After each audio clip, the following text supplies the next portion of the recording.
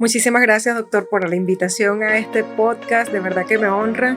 O sea, y haz contacto visual eventualmente con las personas, pero mantén tu mirada en el horizonte, sí. Hola, pastelito. Acabo de hacer los waffles. Apresúrate a la mesa a comer. Excelente.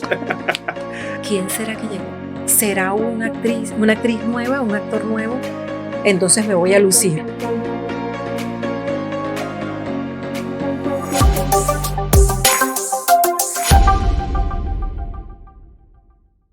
Hola, bendiciones. Le habla el doctor Luis Blanco desde el Centro de Formación y Capacitación y Gestión Empresarial Saberes. Y en esta oportunidad tenemos como invitada muy especial a la licenciada Carmen Lugo. Muchísimas gracias, doctor, por la invitación a este podcast. De verdad que me honra con que yo esté en este lugar. Para mí, de verdad que es muy importante poder aportar un granito de arena para todo lo que se viene en cuanto a saberes como centro de formación. Gracias a ti, Carmen, por estar con nosotros. Aparte de comunicadora social, eres actriz de doblaje y esa es una gran ventaja a la hora de dar oratoria, sobre todo oratoria para todos. Así es, cuando se trata de hablar en público. Claro, en cuanto a actriz de doblaje, solamente me estoy enfrentando a una cabina, quizás con un operador fuera de la cabina, pero también el haber estudiado toda esta parte de lo que tiene que ver con la voz y dicción, la articulación, permite poder tener una expresividad o una comunicación asertiva frente al público. También ayuda muchísimo poder estudiar todas estas ramas de la comunicación. Ahora, Carmen, hay algo importante que siempre las personas muestran o manifiestan en la oratoria: el miedo escénico. El miedo escénico es algo muy normal. Y no tiene nada que ver con cuánta experiencia yo puedo tener como comunicadora social o qué tanta experiencia yo puedo tener frente al público. De hecho, yo puedo llegar a este estudio y sentir miedo escénico con todos los años que yo pueda haber experimentado, no solamente en televisión, sino en radio también, o a la hora de hacer una entrevista. Siempre el miedo escénico va a estar allí.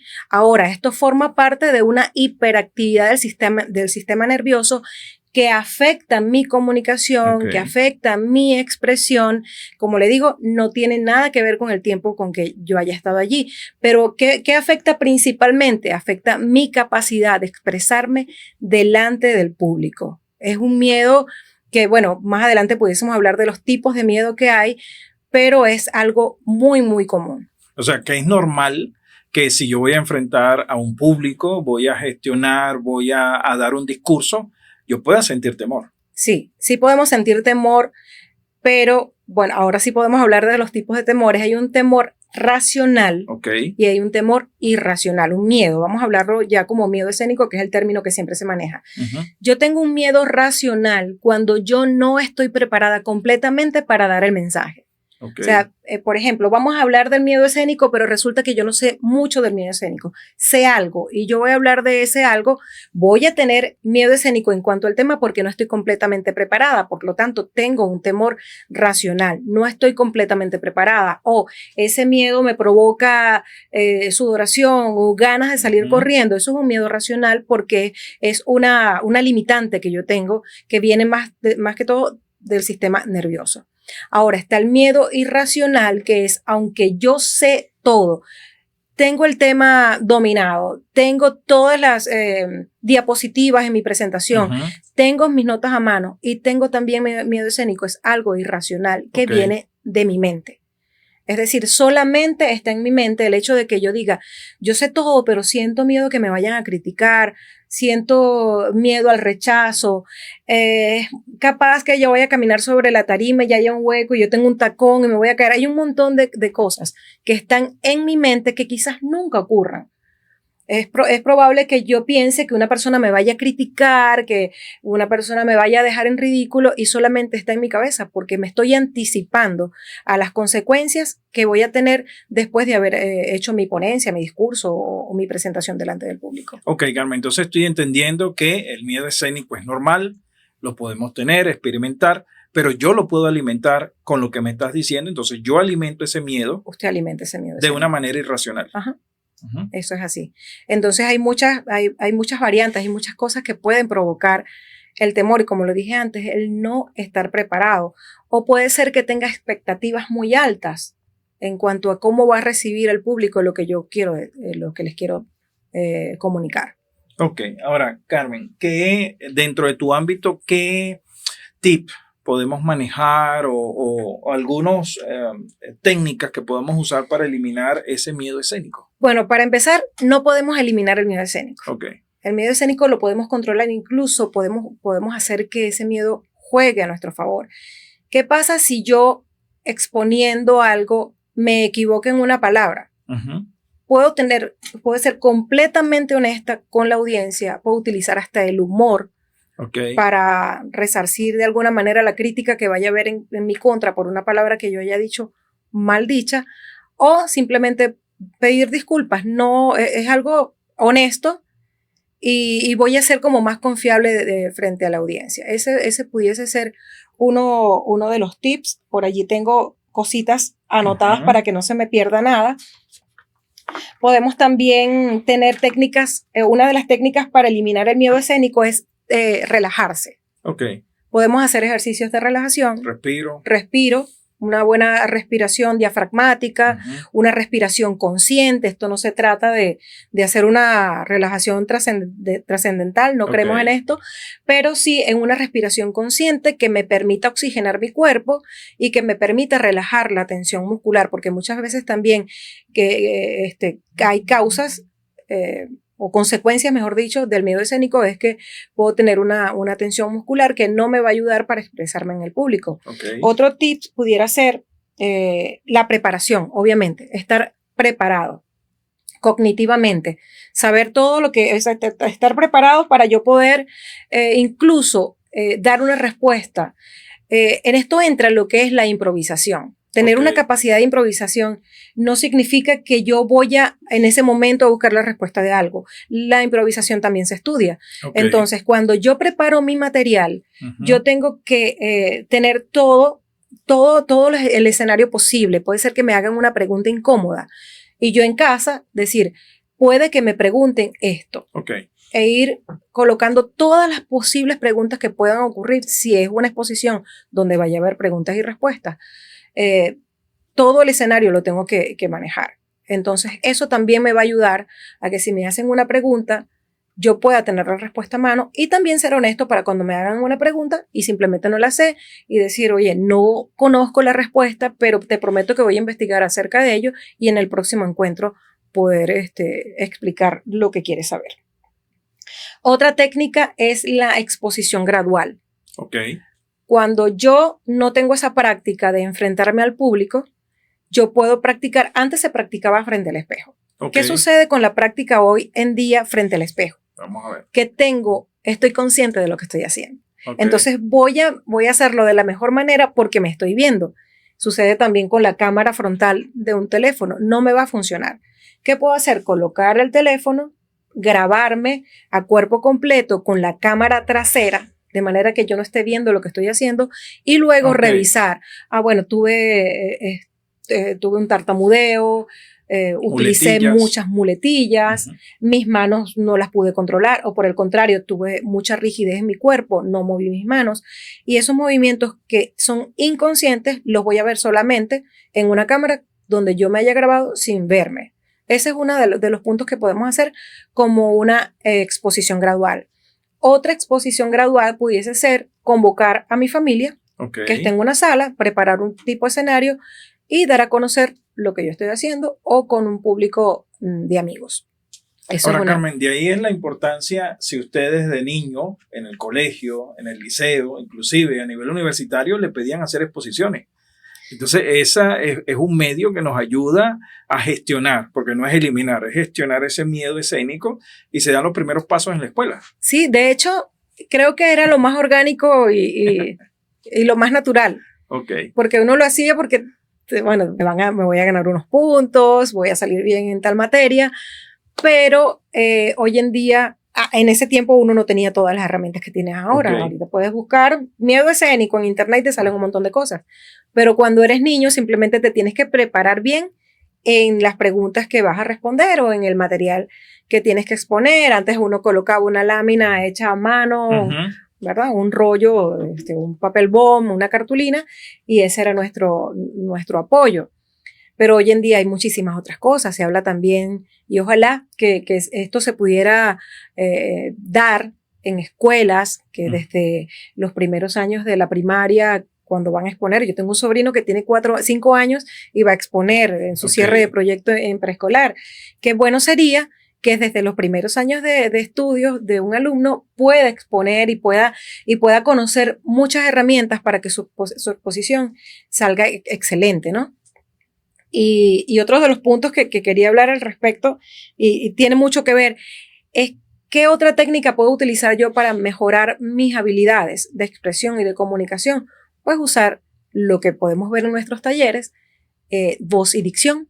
Técnicas de voz y dicción, una técnica correcta de respiración, una técnica correcta de mi expresión corpo-vocal, también juega mucho a favor nuestro.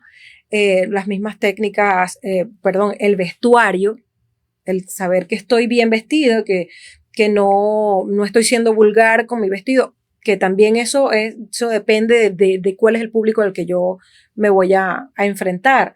Si yo voy a dar una charla sobre deporte, está de más que yo me venga trajeado. Claro. O, al contrario, si voy a dar una charla de negocio, no debería estar con un jean o con zapatos deportivos, a menos que mi exposición vaya a durar todo el día, debo venir de manera cómoda. Pero todas estas cosas, el maquillaje en las mujeres, que no debe ser tan llamativo, cuando estamos conscientes de cómo nos estamos presentando, eso también nos ayuda a dejar de lado el miedo escénico. Forma parte de nuestra técnica para poder expresarnos de la mejor manera. O sea, Carmen, que si pudiéramos pensar en un resumen, la preparación me ayuda a gestionar el miedo escénico. Correcto. El conocimiento. El conocimiento. Saber lo que voy a exponer, de qué manera lo voy a exponer, repasar esa imagen, ese escenario en mi mente, me ayuda a la hora de que esté justamente en tarima, en un escenario. Sí, por supuesto. Y hacer uso de cualquier recurso que yo sepa que me va a generar seguridad. Por ejemplo, tener bien ordenadas mis diapositivas. Todo lo que es mi proyección audiovisual, que esté bien preparado, que esté bien ordenado de acuerdo a mis notas de mano, que también debo tener notas a mano, no en la mano, sino notas de mano cerca. Y para eso es muy necesario contar con un atril o con un podium. No para aferrarme al atril, no para aferrarme al podium, porque a veces nos queremos esconder detrás de él. Incluso se habla de colocar las manos en esta posición, en las esquinas inferiores del podium, para si hay algún temblor en las manos, poder, o sea, como que sea nuestra ancla. Aparte de que allí vamos a tener nuestro material de mano. Es para eso. ¿Qué pasa? Que si yo tengo un papel en la mano o yo estoy tembloroso, puede pasar esto y no voy a poder disimular que tengo miedo escénico. Entonces es preferible tener las manos libres y tener como que ese anclaje en el podio como tal. Podemos tomar agua. Es una de las cosas que podemos hacer para disimular. Tuve miedo en esto porque quizás perdí algo de lo que tenía en mente para decir, tomo agua en ese interín, pido disculpas un momento, oye, echar un ojito a tu nota de mano, y eso también te va a permitir poder salir adelante. Hablando de eso, Carmen, hay personas que dicen, bueno, es que se me seca la boca, tengo resequedad, tengo esa angustia. ¿Hay síntomas del miedo escénico? Son síntomas, sí. Ese es uno de los síntomas, es algunos tener la boca seca, otros mareos, sudoración en las manos y en la cara, puedo sentir como un fuego en la cara, ruborizarme, ganas de salir corriendo al baño, ganas de orinar. Esos son síntomas fisiológicos que se demuestran y que si no los gestionamos bien pudiese jugarnos muy, muy en contra. Ok. ¿El miedo escénico se puede disimular? En eso de gestionarlo, ¿cómo lo gestiono, Carmen? Con todas estas técnicas que acabamos de hablar, o sea, tener todo a la mano, todo aquello que pudiese ser como un ancla, como que aquí me estaciono, no quiero que me vean temblar, pero es que cuando el miedo es irracional se va a notar. Entonces, ¿qué pasa? Lo mejor lo principal es estar preparado en mi tema, estar preparado y tener todos mis recursos.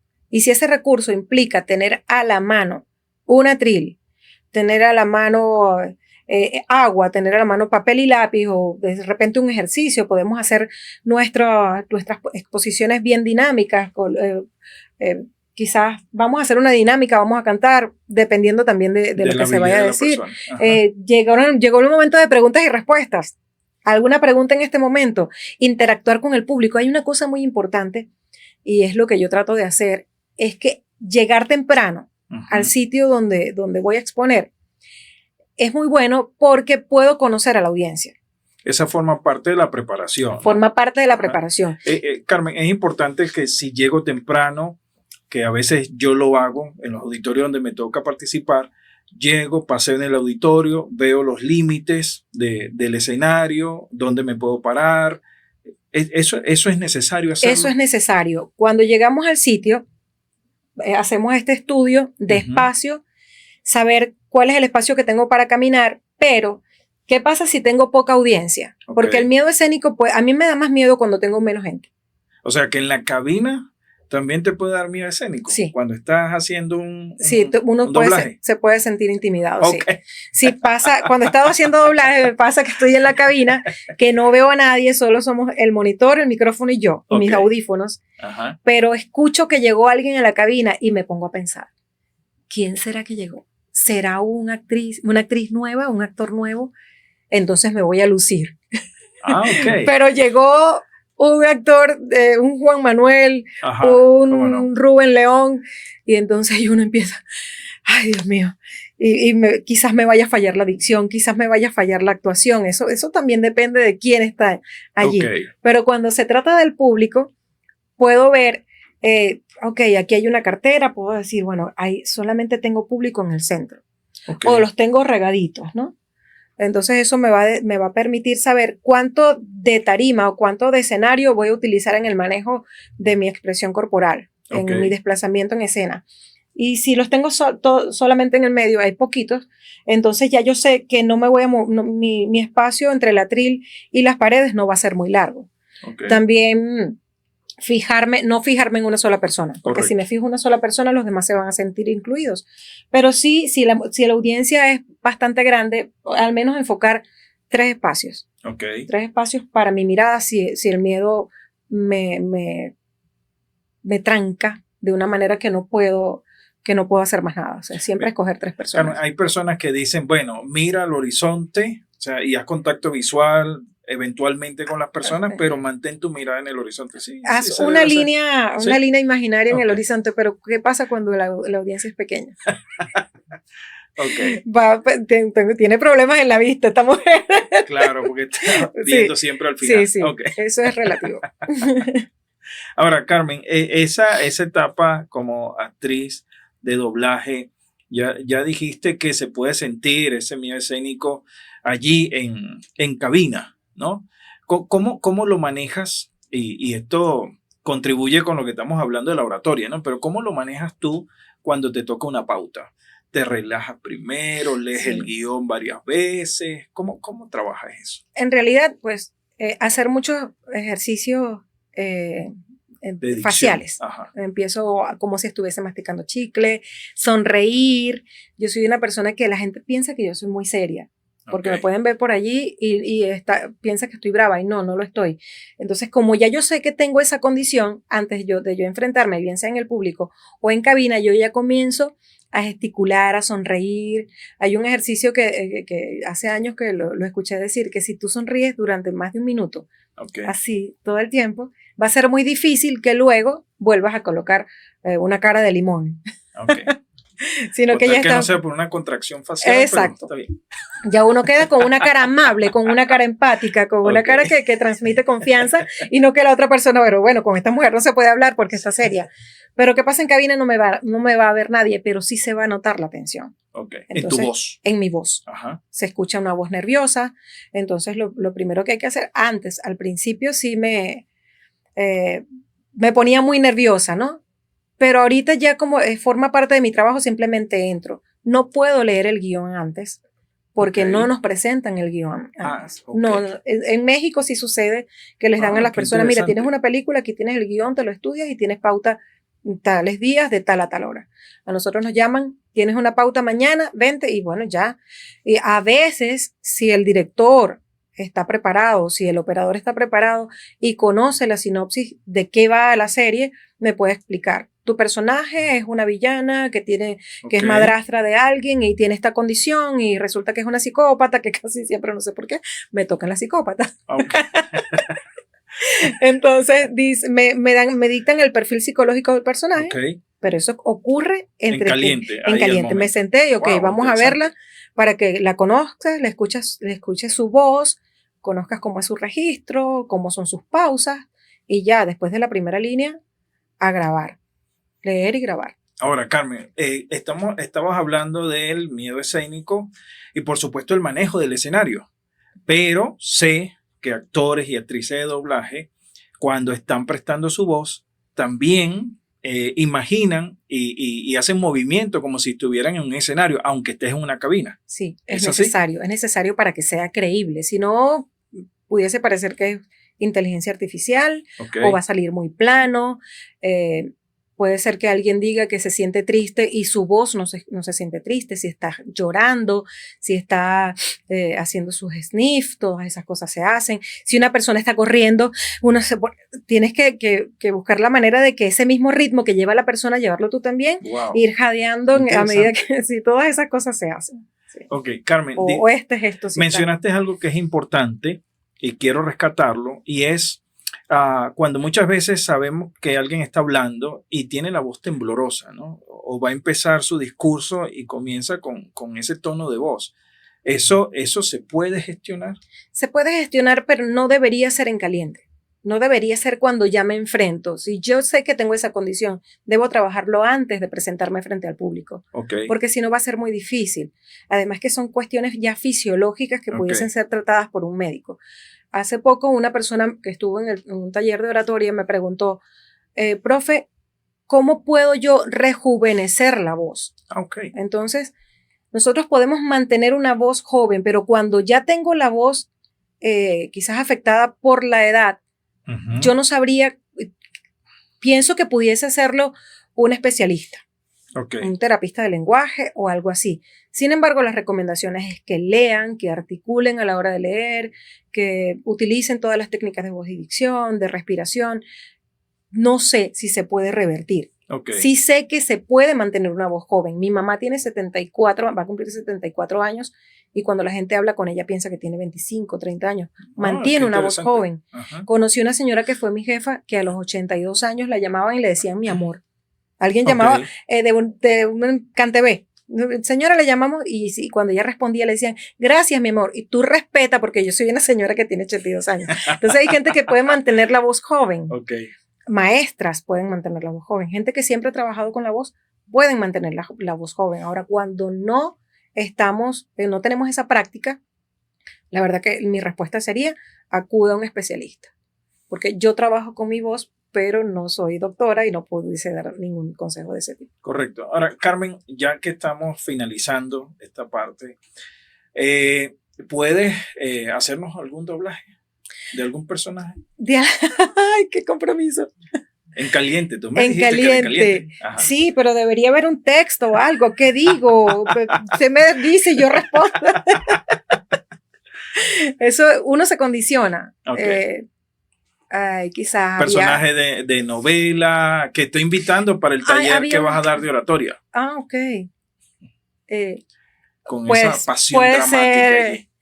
Pues había la mamá de un niñito creo que era cavernícola, aventuras cavernícolas, algo así, Fangbong se llamaba, yo era la mamá del prota. Y entonces él siempre quería waffles. Y yo le decía, hola pastelito, acabo de hacer los waffles, apresúrate a la mesa a comer. Yo pudiese decirle a los invitados, hola pastelito, no te pierdas el 20 de julio, nuestro próximo taller de oratoria.